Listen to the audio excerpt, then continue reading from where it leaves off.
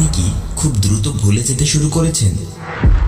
পড়তে বসে অথবা কোনো একটা কাজ শুরু করার পর আপনার মাথায় কি অপ্রয়োজনীয় জিনিসগুলোই এসে বারবার ঘুরতে থাকে? এরকম কি কখনো হয় কাজ করতে করতে কি কাজ করছিলেন সেটাই ভুলে গেছেন? অথবা হতে পারে আপনার ডেইলি লাইফের অত্যন্ত গুরুত্বপূর্ণ বিষয়গুলোর কথাই আপনি বারবার ভুলে যাচ্ছেন। আপনি যদি বুঝতে পারেন আপনার ভেতরে এই সমস্যাগুলো দিন দিন বেড়েই যাচ্ছে, তাহলে এই ভিডিওটি একান্তই আপনার জন্য। কারণ আপনি ল্যাক অফ ফোকাস সিনড্রোম রোগে ভুগছেন। ভয় পাবেন না, এটা ভয়ঙ্কর কোনো রোগ নয়। মাত্র 7টি নিয়ম মেনে চললে আপনি নিজেই আপনার এই সমস্যার সমাধান করে ফেলতে পারবেন।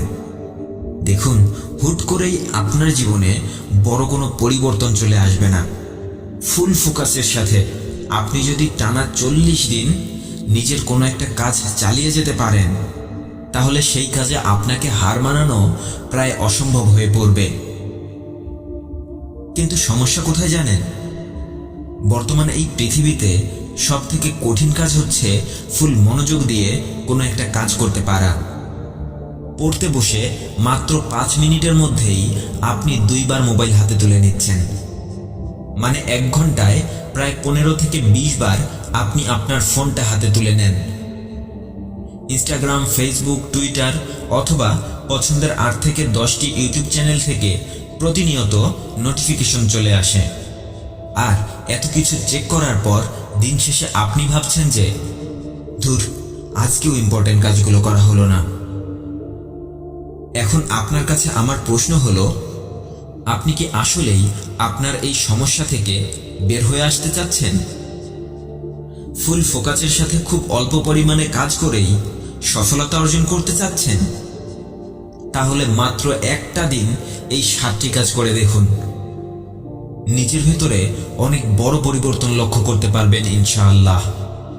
আর এই 7টি কাজ আপনি যদি টানা 40 দিন পর্যন্ত করতে পারেন, তাহলে যে কোনো অসম্ভবকে সম্ভব করা আপনার জন্য খুব সহজ হয়ে যাবে। সর্বপ্রথম আপনাকে যে কাজটি করতে হবে তা হলো এক সময় এক কাজ।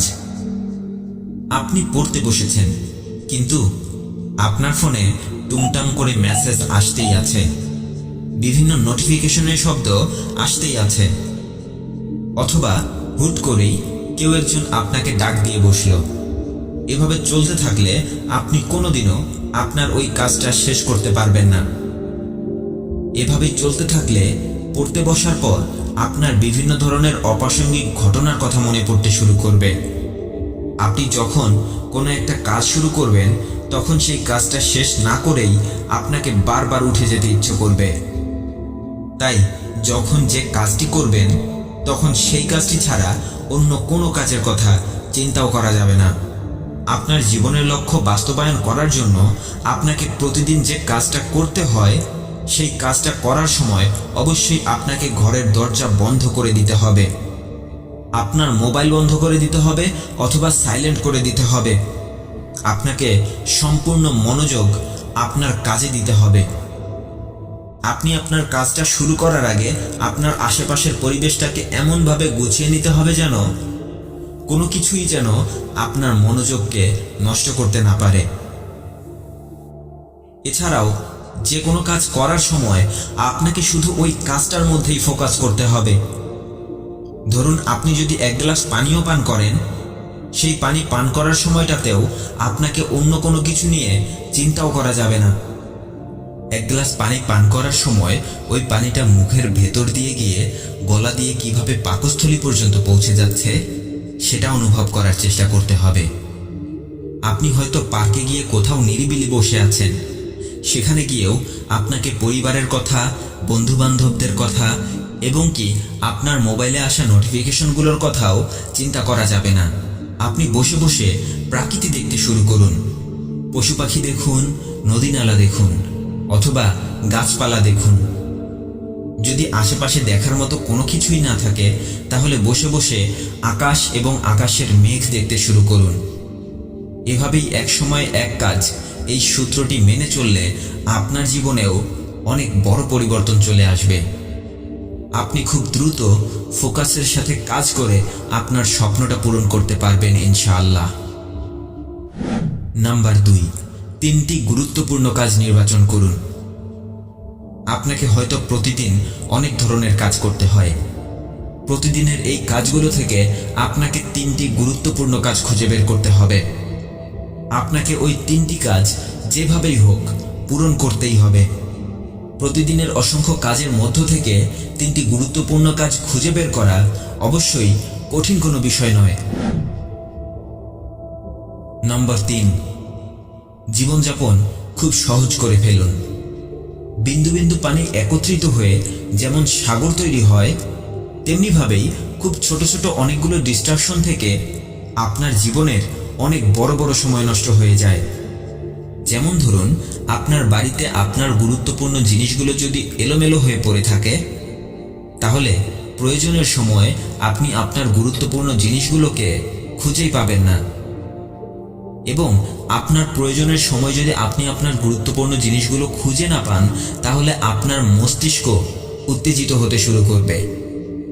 আর এই উত্তেজনা আপনার মস্তিষ্ককে ক্ষতিগ্রস্ত করতে শুরু করে, যা আপনার ফোকাস নষ্ট করে দেয়। তাই আজকেই আপনার বাড়িতে থাকা প্রতিটি ব্যবহৃত জিনিসপত্রকে একটি নির্দিষ্ট জায়গায় রাখতে হবে। এমনভাবে রাখতে হবে যেন অন্ধকারেও আপনি আপনার প্রয়োজনীয় জিনিসটাকে হাত বাড়িয়েই খুঁজে নিতে পারেন।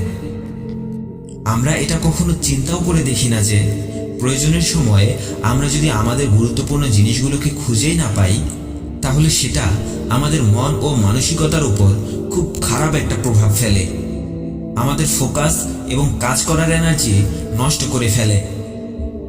আমার এই কথাটি যদি বিশ্বাস না হয়, তাহলে এখনই আপনার আশেপাশে থাকা যে কোনো উচ্চশিক্ষিত এবং সফল ব্যক্তির বাড়ি থেকে ঘুরে আসতে পারেন।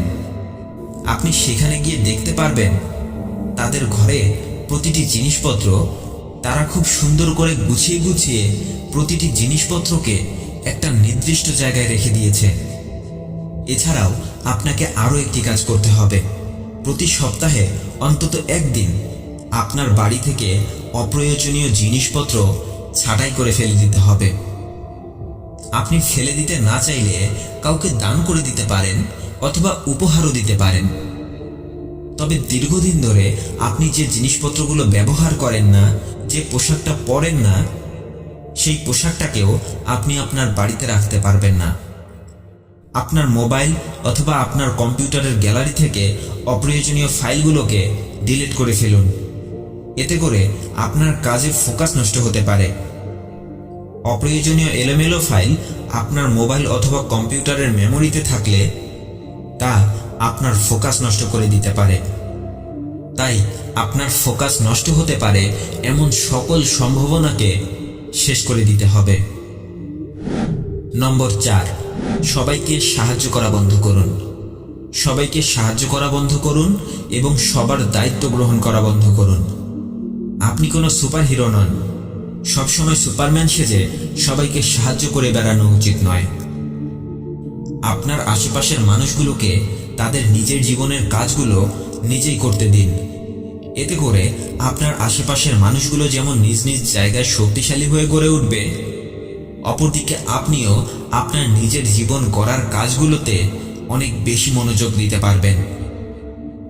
অনেক বেশি ফোকাস দিয়ে আপনি আপনার নিজের কাজগুলো করার জন্য অনেক বেশি সময় পাবেন। এর মানে এই নয় যে আপনি কাউকে সাহায্য করবেন না, অবশ্যই সাহায্য করবেন, কিন্তু যে মানুষটা চেষ্টা করলে নিজের কাজ নিজেই করতে পারে, তাকে সাহায্য করাটা বোকামির কাজ নয় কি? নম্বর 5, তথ্য সংগ্রহ করুন। ছোটবেলায় আপনাকে যখন কেউ এসে প্রশ্ন করত, আচ্ছা বলো তো বাবু, তুমি বড় হয়ে কি হবে, তখন আপনি হয়তো না বুঝেই তাকে উত্তর দিয়ে দিতেন, আপনি বড় হয়ে ডাক্তার হবেন, ইঞ্জিনিয়ার হবেন।